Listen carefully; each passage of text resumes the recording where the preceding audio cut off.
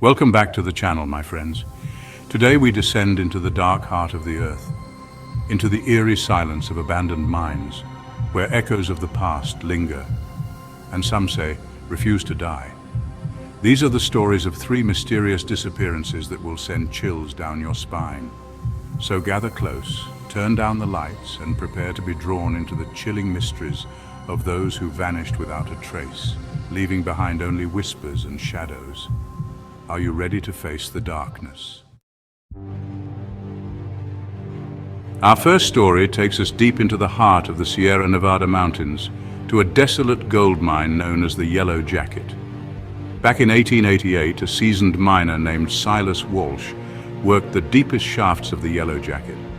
He was a man of simple means, driven by the promise of gold and a better life.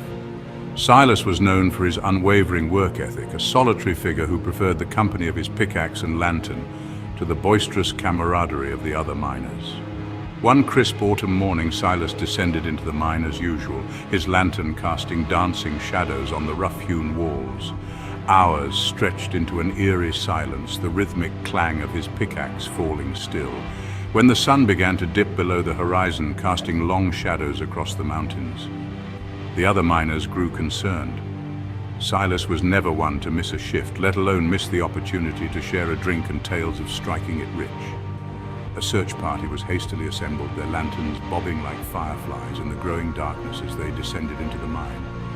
The air grew colder the deeper they ventured, a damp chill that seeped into their bones. They followed the trail of Silas's last steps, their hearts pounding with a growing sense of dread. Then, in the deepest part of the mine, where the air was thick with the smell of sulfur and the only sound was the drip, drip, drip of water, they found it. Silas's pickaxe lay abandoned on the rocky floor, its handle still slick with sweat. His lantern stood upright, casting a dim, flickering light on the rough-hewn wall, but Silas was nowhere to be found. The miners searched for hours, their calls echoing unanswered through the dark tunnels. Just when hope began to dwindle, they stumbled upon something truly unsettling, a message carved into the mine wall, illuminated by the flickering light of their lanterns. It read simply, "Taken by the earth." The message sent a shiver down their spines, for it was written in Silas's hand. They were sure of it, but who or what had taken him? The mine shaft showed no signs of a collapse, no hint of foul play. It was as if Silas had simply vanished into thin air, swallowed whole by the very earth he sought to conquer. Even today, some say that if you listen closely deep within the Yellow Jacket mine, you can still hear the faint echo of a pickaxe striking stone, a ghostly reminder of Silas Walsh, the vanishing miner. Our next tale of mining horror takes us to the windswept plains of Montana, where the Anaconda copper mine, a behemoth of industry, carved its way into the earth and into the nightmares of men. In its heyday, the Anaconda was a place of both backbreaking labor and unimaginable wealth, a place where ambition and despair walked hand in hand. It was here that a hardened foreman named William Big Bill Johnson met his unsettling demise. Big Bill, a man who seemed carved from granite and grit, was known for his unwavering leadership and his ability to command respect from even the most hardened miners. He ran a tight ship, demanding precision and efficiency from his men. But he also possessed a gruff sense of fairness that earned him their grudging admiration. However, beneath Big Bill's tough exterior lay a secret fear, a growing unease that gnawed at the edges of his usually unshakable resolve. It began with whispers, strange tales from the miners who toiled in the deepest shafts of the Anaconda. They spoke of flickering shadows that danced at the edge of their vision, of disembodied voices that echoed through the tunnels when no one was around. At first, Big Bill dismissed these stories as mere superstition, the ramblings of men working long hours in the dark and dangerous belly of the earth. But as the days turned into weeks, the whispers grew more insistent, the stories more detailed and disturbing. Miners reported seeing a spectral figure, a tall, shadowy silhouette with glowing red eyes lurking in the mine shafts. Tools went missing, only to reappear in impossible locations. Strange symbols etched into the coal dust appeared overnight. Big Bill, a man of logic and reason, tried to rationalize these events, but a creeping dread began to take root in his heart. One night, as a storm raged above ground, shaking the very foundations of the mine, Big Bill decided to inspect the deepest levels himself, determined to put an end to the growing unease. He ventured into the darkness armed with only his lantern and his unwavering resolve, the storm howling like a banshee above.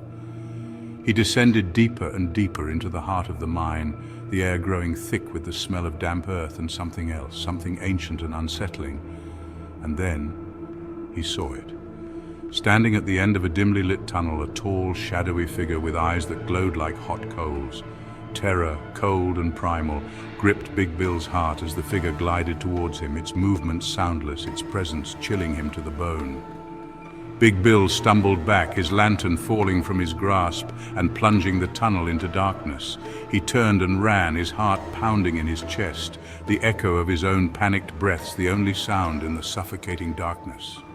He emerged from the mine hours later, his clothes torn, his face pale and streaked with coal dust. He was a changed man, his eyes haunted by the horrors he had witnessed in the depths of the anaconda. Big Bill's once booming voice was reduced to a raspy whisper as he gathered his crew, his weathered face etched with fear. "This mine," he croaked. "It's cursed. Get out while you still can." And with that, Big Bill turned and walked away from the anaconda, never to be seen again. The final chapter in our trilogy of terror takes us to the desolate, windswept landscapes of Chile, to a place known as the Lanoria Mine, a silver mine shrouded in mystery and steeped in a palpable sense of dread. In the early 20th century, when silver flowed like water and fortunes were made and lost overnight, a group of ambitious prospectors set their sights on the Lanoria Mine. Led by a grizzled veteran named Francisco Pancho Villa, a man known for his unwavering determination and his ability to find silver where others saw only barren rock, the expedition was well equipped and prepared for the challenges of the unforgiving desert.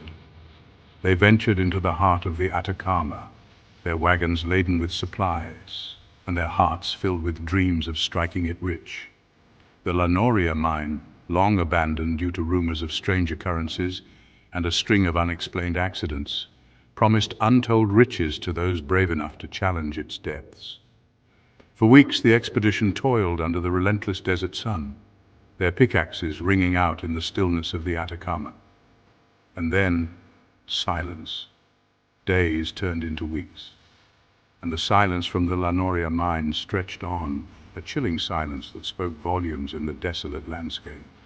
Concern turned to dread as a search party was assembled, their apprehension growing with each passing mile as they approached the mine. The entrance to the Lanoria gaped open like a hungry maw, the wind whistling through the timbers that creaked and groaned like the bones of a dying animal. Inside, an eerie silence hung in the air, broken only by the drip, drip, drip of water seeping from the mine shafts. There was no sign of Pancho Villa or his men, no tools, no supplies, no evidence of their presence, save for the ghostly echo of their ambition.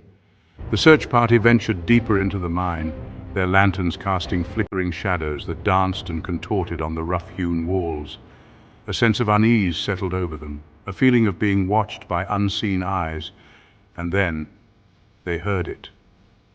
A low, mournful moan seemed to emanate from the depths of the mine, a sound that sent shivers down their spines and turned their blood to ice.